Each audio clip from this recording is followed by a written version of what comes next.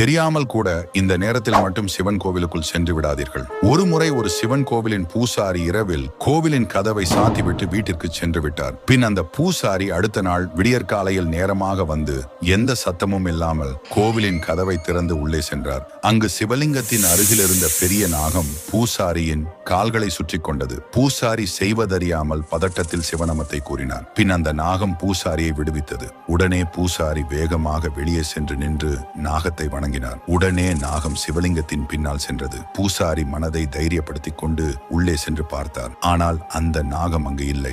அப்போதுதான் அந்த பூசாரி உணர்ந்தார், நாகத்தின் வடிவில் இருந்தது சிவபெருமான் என்று. அதனால் தான் சிவன் கோவிலின் கதவை திறக்கும் போது சங்குகள் ஊதி மத்தளங்கள் வாசித்து மந்திரங்களை கூறிய பின் 3 முறை கதவை தட்டிய பின் தான் கதவை திறப்பார். ஏனெனில் உள்ளே சிவன் எந்த ரூபத்தில் கூட இருப்பார். சிவனின் மீது நம்பிக்கை உள்ளவர் வீடியோவை சப்ஸ்கிரைப் செய்து கொள்ளுங்கள்.